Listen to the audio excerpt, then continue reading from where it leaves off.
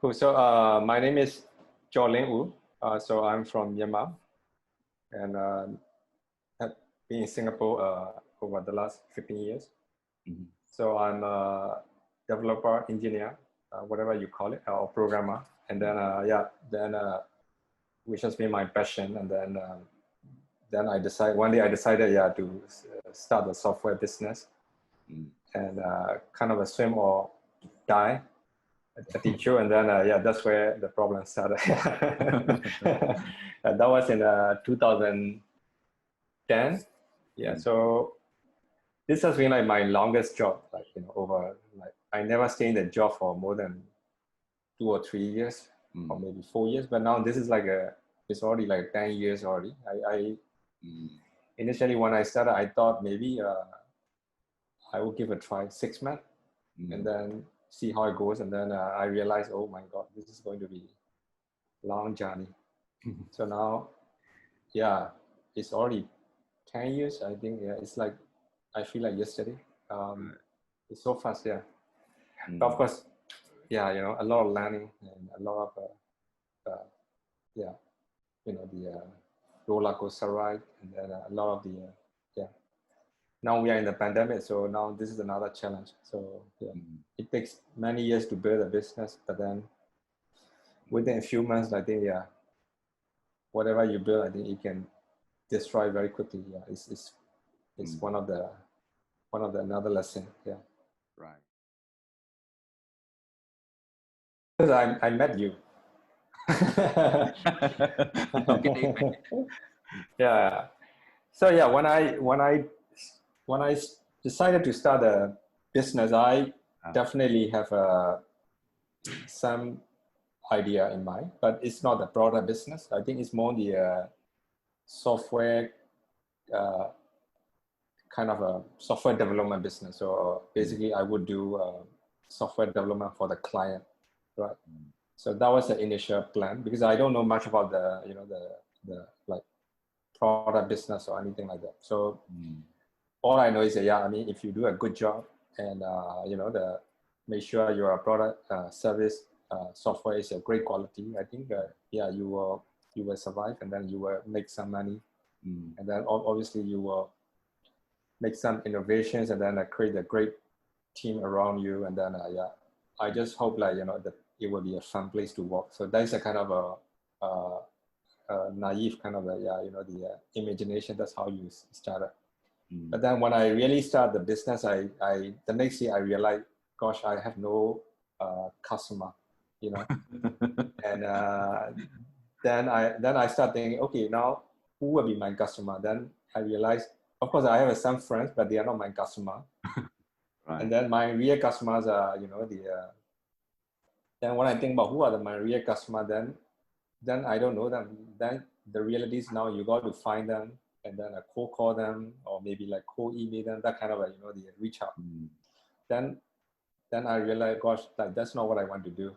The sales not my, I never thought about sales. I only thought about creating the software for the client. So now I got to solve the finding the customer first.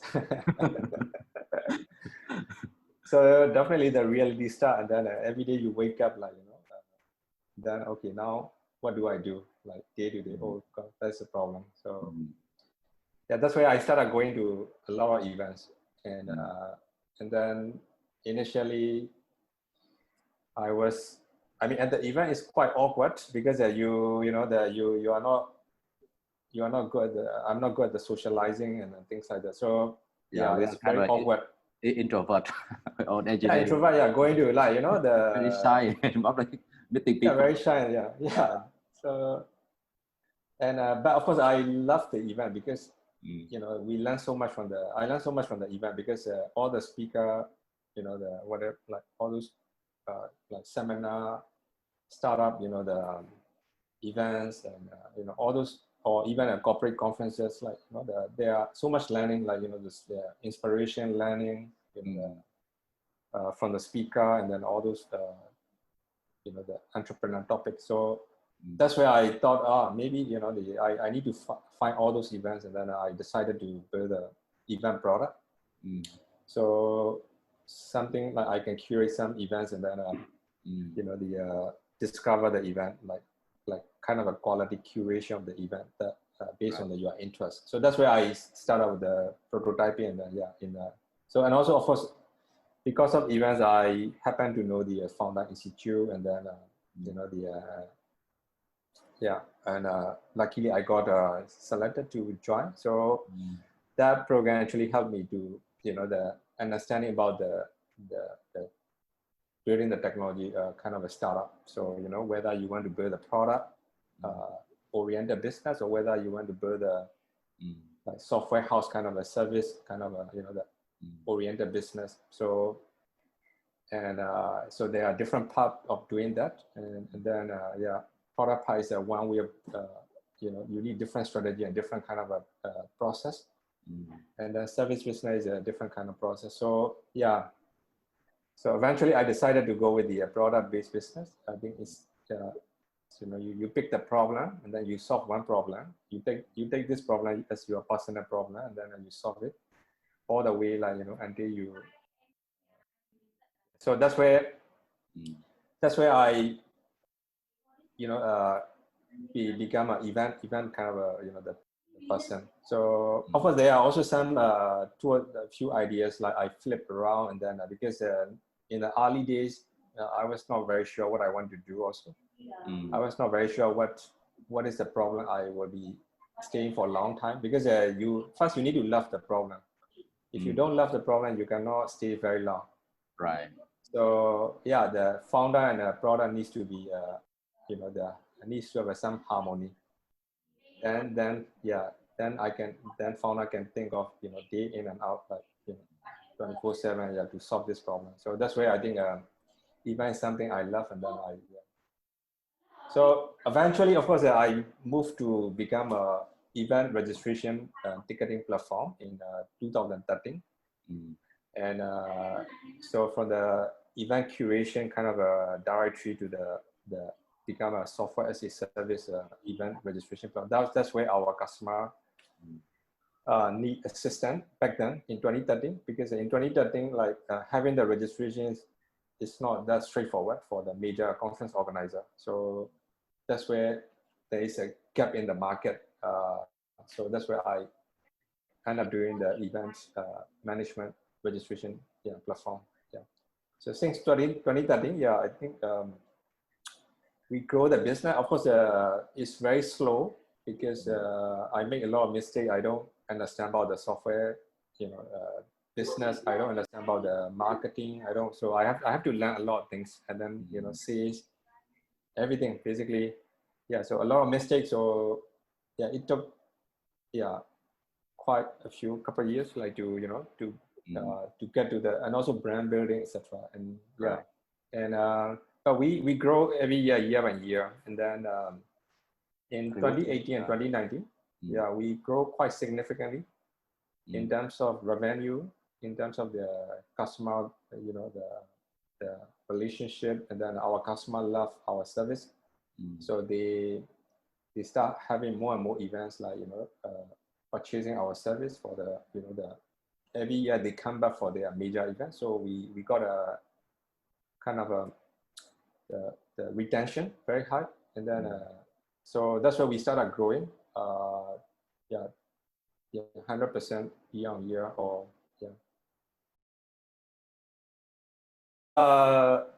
I did not have a co-founder, because I try to find a co-founder, but it's not that easy. I think you also need some luck, and also, of course, I'm not like a fresh graduate coming out from university, so I don't have kind of that kind of a friends, you know, that I, you know, so I came from the day job, you know, background, and then you know, the friends I know probably, you know, that they are, it's not easy to join the startup. So, and also, of course, in the early days, I'm not sure what I want to do also. So it's very difficult to project like what kind of you know, the long-term, like mission or vision you want to go. So it is very difficult to attract the co-founder also, because I myself not very clear initially. So yeah, if you are flipping around, I think how are you going to communicate to your co-founder, like what to stick and etc. So because I myself learning a lot. So yeah, unfortunately I didn't have the early kind of a co-founder. But of course, a co-founder is not just the initial stage. Like you can always find a co-founder in the different stages. So first stage, you build the product, you need some initial co-founding team or partner, and then as the business evolve, different stage, you will find a different level of the co-founder also. I mean, some may move on, some may stick, but you still need to move on because the business, building the business is actually long term. Like it can be 10 years, 20 years. So, nobody can, not everyone can stay for 10 years or 20 years. So you need to evolve. Yeah. Right. Yeah. Registration product, I built just within 1 month. Because the way I started this registration is because of the one early adapter. So I met one of the big conference organizer back in 2011, and he needed a better registration platform because his current registration system is like somebody a third party, I think, the software provider, like they're not reliable, and then a lot of problems. They got the credit card payment issue, they got a reporting problem, a lot of inconsistency. So they were so frustrated, and then they need a better service provider. So I don't have any product. So I met him a few times, and then of course I have to present the traditional way of the selling software, like I make some mock-up, and then I show the prototype, and then I present to team, and then I sell it as a software as a service. So it took I think 3 to 4 months kind of a sales process, like it's a sales cycle. So and then when they decided to buy, they said we need to launch registration within a month. So then I got to build within a month. So yeah, so of course the first thing first, so they need to launch registration. So the front end accepting the registration needs to be ready, but you don't necessarily need to have the back end reporting and all these stuff. So I launched a front end registration and a payment, etc. Within a couple of weeks, and then after that, every week I deliver the back end administration. So their team, initially they if they need reporting, I just send them manually. Hey, you have a 3 registration today. I send the Excel sheet, but then next week they can download the report by themselves. Right. So yeah, after that, so after next 3 or 4 weeks, they can do the job by themselves. Like, so basically, like it took like 2 months, I think, to do. And that was my very first version in 2011. So they use our platform for this very first version for like 3 years, because this is perfectly nice for their business. And then there are some custom logic built for that. Right. And then in 2012, of course, I decided to start the standalone event registration platform for everybody. So then I need to redesign the product, because the first product, it's just for the initial customer. So I got to redesign everything, because when you serve for the multi-tenant, for everybody, you need to have the more user-friendly, and then a more the simpler kind of approach. So yeah, that's where I launched. So event again took probably I think over 2 months period I do it, but every day I spend maybe a few 6 to 8 hours to build a product, or maybe or maybe sometimes maybe a long hour. But anyway, it took 1 or 2 months, and then to launch. Yeah. So yeah, then after that, of course, the product evolved. The very first version is very few set of features, but over time, 6, 7 years, I think our product become a a lot more feature, like so much feature. Yeah. Right. I mean, some of the features also were also discarded along the way because the customer no longer needed. So the market evolved. So obviously there are a lot of evolvement, like, you know, some needed in the past, some, you know, now the last 4 years, I mean, we have this smart check-in, you know, the QR code, you know, the on-site registration, on-site batch printing, like, you know, the end-to-end kind of a seamless automation. So that was become a significant part of our product business also, because the customer love to have an end-to-end kind of a efficiency. You know, Right.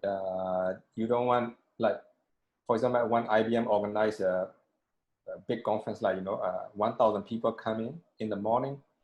You don't want them to wait them in the queue for, you know, half an hour. Like, it's not a great experience. So that's where we streamline. You know, everybody can check in within 2-3 minutes without the queue, and then print out the name badge, and then get the lanyard, like, move on. You know, so that's where we.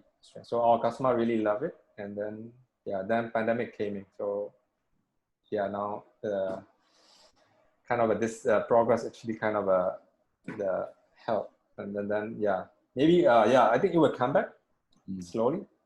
But when it comes back, I think it may not be the same registration process also. So we are going to innovate again, I think, for the, you know, the as a market evolve.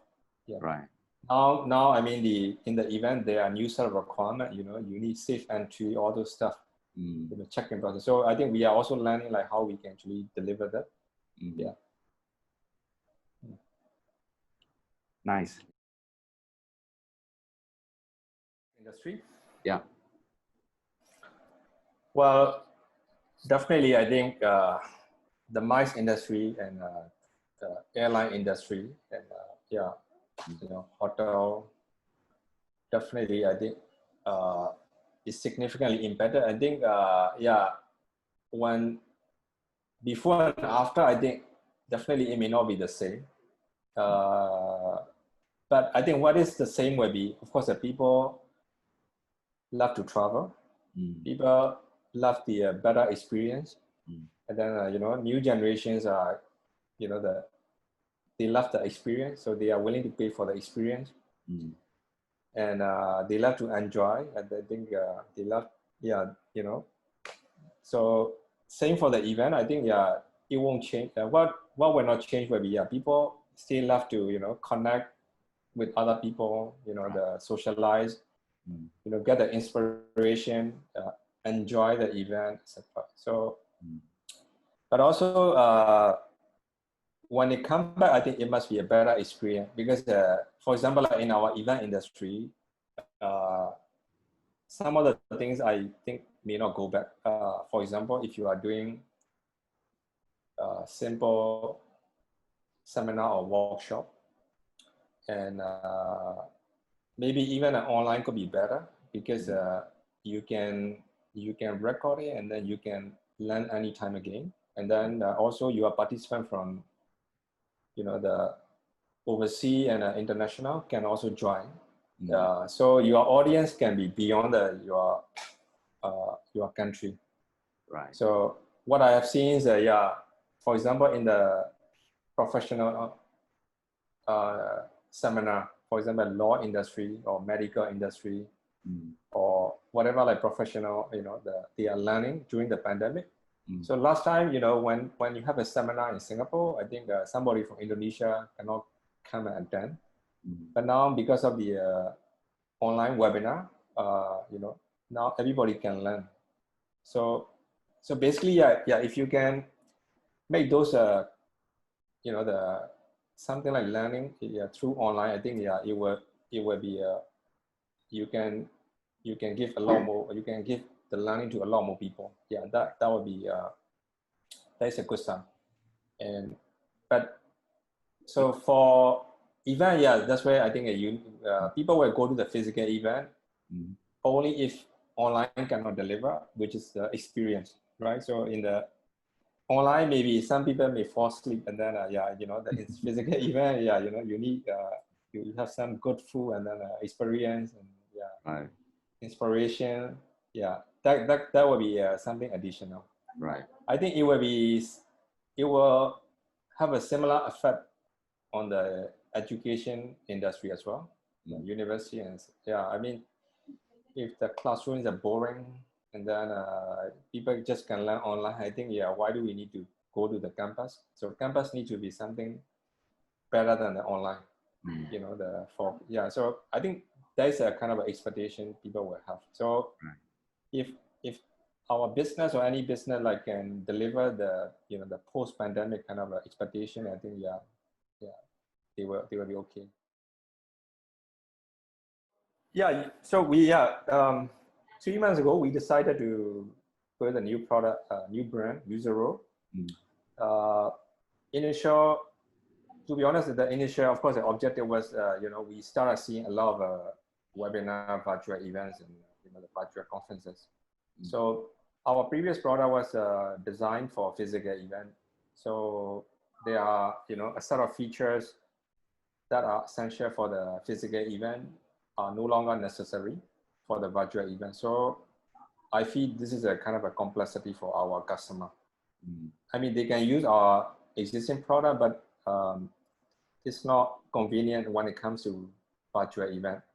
Right. And then we have an existing customer, you know, the also using, and then so that's why we decided, yeah, it would be better if we have a, you know, the new product that is more you know, the more user friendly for the virtual event, and also in terms of the set of features like they need for the virtual events are, you know, like maybe 30-40% are different, because in the physical event you need the physical check-in, you know, at the venue, and in the virtual event you need the online check-in.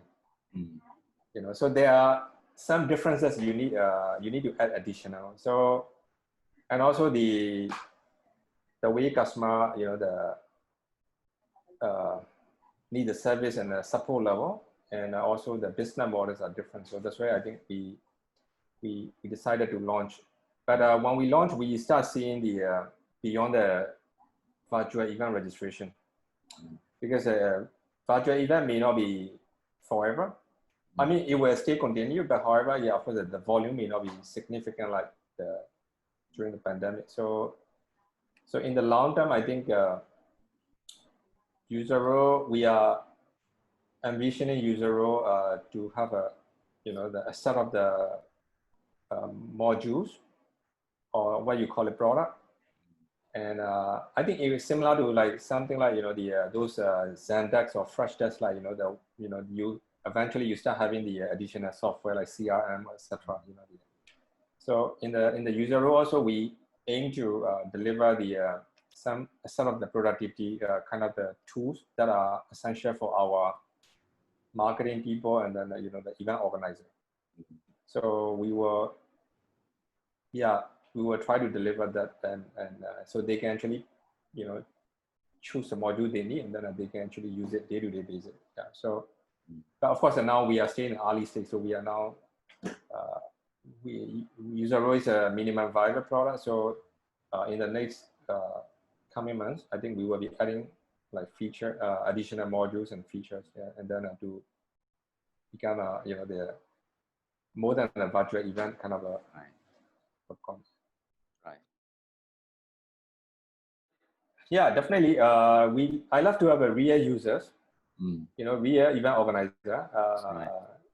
So who, like, you know, like yourself, like community organizer, you know, the startup, or maybe I'll be happy to support. Yeah. And I'll be happy to offer complimentary services as well, like those community organizer. Yeah, you know, for the helping the community. But of course, the real business, of course, we want to sell them, because yeah, we need to, you know, make some revenue, and you know, for the further development, and you know, the sustainable kind of Sure. So, but for the community, yeah, I'll be happy to support. And then if you have anyone, like, you know, need the like something like Usero for the event registration process automation, you know, actually Usero is a pretty neat. I think if you tried it, I think you will know it if you are the organizer. Mhm. Of course, I know this product may not be for everybody. So yeah, so we are targeting somebody who needs more than a Zoom registration, right? So Zoom also has a registration, but they need more than a Zoom registration. Yeah. So there are sort of features that are productive for the marketing people or event manager or maybe the community organizer. So yeah, I'll be happy to help. So yeah. All right. Thank you so much, Kyaw. I think yeah, I try to wrap up the call. Yeah, with the Yeah, call. yeah, sure. Okay. Thank Yeah, you, Sam. Yeah. yeah. Thank you. Thank Thank you. you. Yeah, you have a good day. Yeah. Yeah, See you you. too. Bye.